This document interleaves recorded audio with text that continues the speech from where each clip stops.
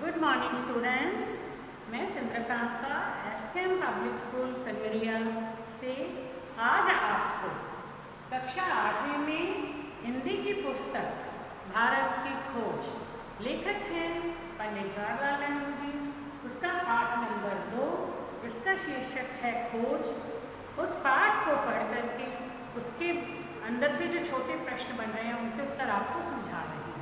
जो टेस्ट में आते हैं तो आपको 1-2 शब्दों में उत्तर देना है, तो वो मैं आपको समझा रही हूँ। इससे पहले की वीडियो में हमने पाठ का कुछ भाग समझ लिया और उसके मैंने आपको उत्तर भी बता दिए, उन प्रश्नों के उत्तर भी समझा दिए हैं। तो अब हम आगे का पाठ शुरू करते हैं। तो इसमें नेहरू जी क्या कहते हैं, मैं अपने शहर इलाहाबाद और फिर हरिद्वार भी गया, जहाँ आज भी सैकड़ों और हजारों वर्षों से लोग महान स्नान पर्व कुंभ के मेले में आते हैं। मुझे हैरानी होती है कि वह कौन सी प्रबल आस्था है जिसके कारण यहाँ गंगा स्नान करने देश विदेश से लोग आते हैं। मुझे लगभग 1300 साल पहले चीनी तथा अन्य यात्रियों द्वारा लिखे इन पर्वों के वर्णन की याद आ जाती है, क्योंकि ये पर्व उस समय भी पुराने पड़ चुके थे और अतीत के काल में गुम हो गए थे। वह कौन सी जीवनदायिनी शक्ति है जो उन्हें अपनी ओर सदा खींचती रही है। अपनी कई यात्राओं और भ्रमणों के बाद भारत के प्रति मेरी दृष्टि में कुछ बदलाव आया। मैंने देखा कि कैसे हमारे पूर्वज हंसते, रोते और प्रेम से दुख दर्द सहते हुए जीवन जीते थे। उन्हें जिंदगी की वास्तविक जानकारी थी। मैं जहाँ भी जाता था उस स्थान विशेष से संबंधित चित्र मेरे नेत्रों के सामने उपस्थित हुआ था। मैंने सम्राट अशोक के शिलालेखों और महात्मा बुद्ध के उपदेशों आदि के माध्यम से भी अतीत की काफ़ी जानकारियाँ प्राप्त की। फतेहपुर सीकरी में बैठा अकबर अपने विभिन्न मतों के विद्वानों से विचार विमर्श कर रहा था। अकबर जिज्ञासु भाव से मनुष्य की शाश्वत समस्याओं का हल तलाश कर रहा था। भारत के इतिहास की लंबी झांकी अपने उतार चढ़ावों के और विजय पराजयों के साथ धीरे धीरे मेरे सामने खुलती जा रही थी, जो दूर दूर तक जनता में फैली थी और जिसने उन पर गहरा प्रभाव डाला था। इस 5000 वर्ष की सांस्कृतिक परंपरा में मुझे कुछ अलौकिकता दिखाई देती है। अब इसमें से प्रश्न है, नेहरू जी ने किन गुफाओं के भित्ति चित्रों को देखा था? अजंता, अलोरा तथा एलिफेंटा, ये इसका उत्तर हो गया। अगला प्रश्न है जो इस पैराग्राफ में से पढ़ना, जो मैंने पढ़ा है, नेहरू जी ने सम्राट अशोक के शिलालेखों और महात्मा बुद्ध के उपदेशों के माध्यम से कौन सी जानकारी प्राप्त की थी? भारत के अतीत की। कौन सी जानकारी प्राप्त की? भारत के अतीत की जानकारी प्राप्त की थी। अब आगे है भारत की शक्ति और सीमाएं। भारत के शक्ति बोध और सौंदर्य बोध के स्रोतों और उसके विनाश तथा पतन के कारणों की तलाश बहुत गहरी, लंबी और उलझी हुई है, लेकिन उसके पतन के ताज़ा कारण बिल्कुल स्पष्ट हैं कि किस तरह भारत तकनीक की दौड़ में पिछड़ गया और यूरोप, जो कि काफ़ी लंबे समय तक पिछड़ा हुआ था, वो तकनीक की प्रगति के मामले में आगे निकल गया। यूरोप की इस तकनीकी प्रगति के पीछे विज्ञान की चेतना और हौसलामंद लोगों की शक्ति और मानसिकता थी। नई तकनीकों के कारण पश्चिम यूरोपीय देशों का सैनिक बल बढ़ा और उनके लिए पूर्व पर अधिकार करना आसान हो गया।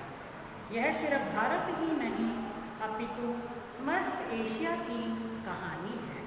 अब इसमें प्रश्न क्या है बच्चों?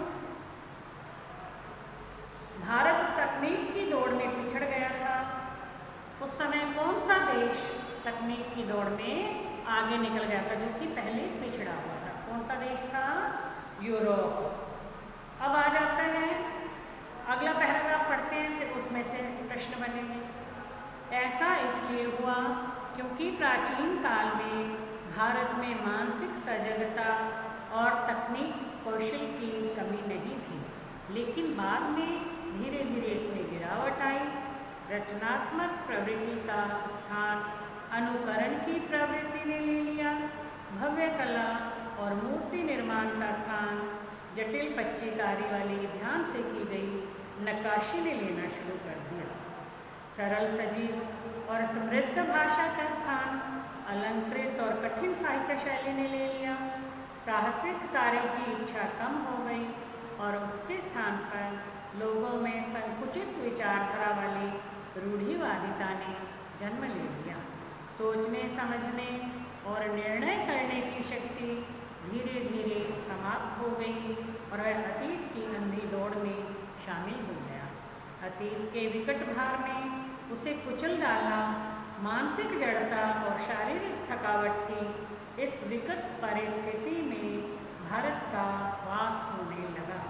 वह विचार शून्य तथा स्थिर हो गया, जबकि संसार के बाकी हिस्सों में लगातार प्रगति और उन्नति होती गई। लेकिन यह स्थिति का पूरा और पूर्णतः सही सर्वेक्षण नहीं है। एक युग का अंत और उसके ध्वंसावशेषों पर किसी नई चीज़ का निर्माण होता है। भारत में भी निरंतरता बनी रही और समय समय पर पुनर्जागरण के प्रयास किए गए। नए और पुराने के बीच सामंजस्य स्थापित करने के प्रयास निरंतर दिखाई पड़ते हैं। इसी ज्वलंत इच्छा ने उन लोगों को वह शक्ति और बल दिया जिससे वह भारत की पुरानी संस्कृति को बनाए रखने के साथ साथ नए विचारों और जीवन शैली को अपना सके। अब इस पैराग्राफ में से जो प्रश्न बन रहे हैं, भारत तकनीक की प्रगति में, भारत के तकनीक प्रगति में पिछड़ने के क्या कारण थे? पहले तो वो बहुत आगे था, लेकिन बाद में धीरे धीरे वो पिछड़ गया, पीछे रह गया और यूरोप जो है आगे निकल गया। तो इसके पीछे रहने के कारण क्या थे? क्यों? पहला प्रश्न, रचनात्मक प्रवृत्ति का स्थान किसने ले लिया था? जो पहले रचना करने की प्रवृत्ति थी ना, खुद रचना करते थे भारत के लोग, अब वो किसने ले लिया था स्थान? अनुकरण की प्रवृत्ति ने, यानी किसी को देख करके नकल करने की प्रवृत्ति जिसको बोलते हैं। तो प्रश्न क्या है? रचनात्मक प्रवृत्ति का स्थान किसने लिया था? उत्तर है अनुकरण करने की प्रवृत्ति या नकल करने की प्रवृत्ति। भव्य कला और मूर्ति निर्माण का स्थान किसने ले लिया था?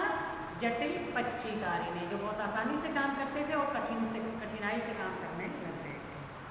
सरल सजीव और समृद्ध भाषा का स्थान किसने ले लिया था? कठिन साहित्य शैली ने। ठीक है, आगे है टॉपिक है भारत की खोज। भारत के वास्तविक रूप की तलाश आरंभ हुई। पुस्तकों, प्राचीन स्मारकों और बीती सांस्कृतिक उपलब्धियों ने मुझमें भारत को समझने की इच्छा तो पैदा की, लेकिन मुझे इतने ज्ञान भर से संतुष्टि नहीं हुई। भारतीय मध्यम वर्ग स्वयं उन्नति और विकास करना चाहता था, लेकिन अंग्रेजी शासन में ऐसा न कर पाने के कारण विद्रोह की चेतना पैदा हुई। नई ताकतों ने सिर उठाया जो अपने अस्तित्व को भूल गए थे। उनके भीतर विद्रोह की चेतना पनपी। ग्रामीण समुदाय के लोगों ने भी विकास के लिए प्रयास किए। इससे हमारे भीतर समझ और द्वंद्व दोनों ने ही जन्म लिया।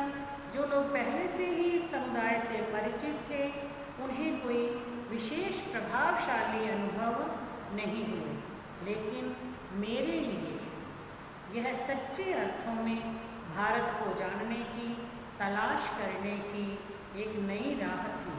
मुझे अपने लोगों की असफलताओं और कमजोरियों की पीड़ा का एहसास था, परंतु भारत की ग्रामीण जनता के अनोखेपन ने मुझे लगातार आकर्षित किया।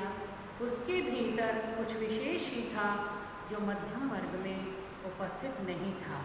मैं साधारण जनमानस की विचारधारा को वास्तविकता से परे नहीं बनाना चाहता हूँ। मैं उनकी अधिकांश संख्या के बावजूद उनके बारे में अनिश्चित समुदायों के नहीं, व्यक्तियों के रूप में भी सोचने की कोशिश करता हूँ। हालांकि मैंने उनसे बहुत आशाएं नहीं रखी, इसलिए मुझे निराश भी नहीं होना पड़ा। अतः मैंने उनसे जितनी भी उम्मीदें की थी उससे कहीं अधिक ही पाया।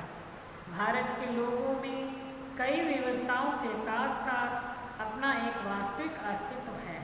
साथ में ही उनमें जो एक प्रकार की दृढ़ता और अंतःशक्ति है, उसका आधार भारत की प्राचीन सांस्कृतिक परंपरा है, जिसे उन्होंने अब भी बचाए रखा है। तो इसमें प्रश्न आता है, भारत का कौन सा वर्ग ऐसा है जो अंग्रेजी शासन के कारण स्वयं उन्नति और विकास नहीं कर सका था? कौन सा वर्ग बताया इसमें नेहरू जी ने इस पैराग्राफ में बताया? मध्यम वर्ग है, जो अंग्रेजी शासन के कारण स्वयं अपनी उन्नति और प्रगति नहीं कर सका था। अगला है भारत माता यानी मातृभूमि। मैंने संकीर्ण विचारधारा वाले किसानों को इस महान देश के बारे में बताया कि कैसे इसका हर एक हिस्सा दूसरे से अलग होते हुए भी भारत से जुड़ा हुआ है, कैसे इसका नाम भारत रखा गया। मैंने उन्हें भारत के सभी सामान्य किसानों की समस्याओं से अवगत कराया। सभी किसानों की समस्याएं लगभग एक जैसी ही थी: गरीबी, कर्ज, निहित स्वार्थ, जमींदार, महाजन, भारी लगान, कर तथा पुलिस के अत्याचार, जिसे हम पर विदेशी शासन ने थोप रखा था। तो बच्चों, इसमें प्रश्न क्या बचेगा? नेहरू जी ने सभी किसानों की समस्याएं एक जैसी बताई हैं। कोई एक समस्या आप लिखो, एक या दो लिखने होंगे तो इनमें से आप कोई भी लिख सकते हो। कैसे? गरीबी, कर्ज, स्वार्थ, जमींदार, महाजन, भारी लगान, कोई भी दो लिख सकते हो। मैंने ऐसा इसलिए किया ताकि सभी लोग भारत देश को अखंड मानकर उसके बारे में सोचें। यह करना इतना आसान नहीं था, लेकिन इतना कठिन भी नहीं था जैसा कि मैंने सोचा था।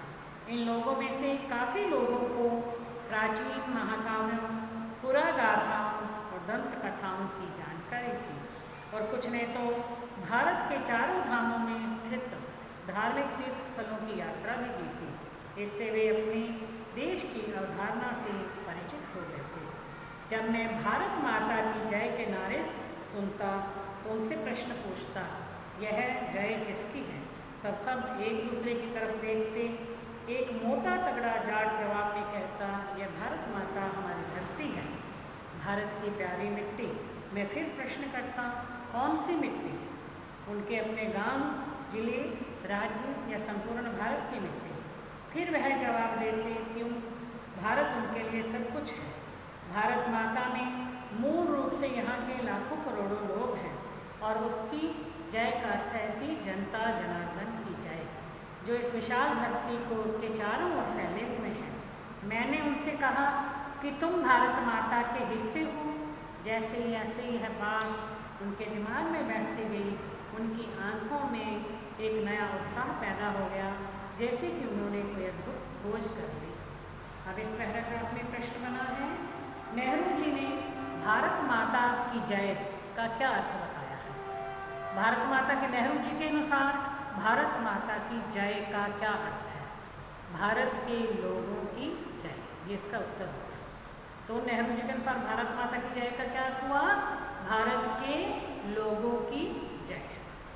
तो बच्चों, आज इतना। अब इसके आगे का जो पाठ बचा है वो मैं आपको नेक्स्ट वीडियो में समझाऊंगी। उसके जल्द प्रश्न बनने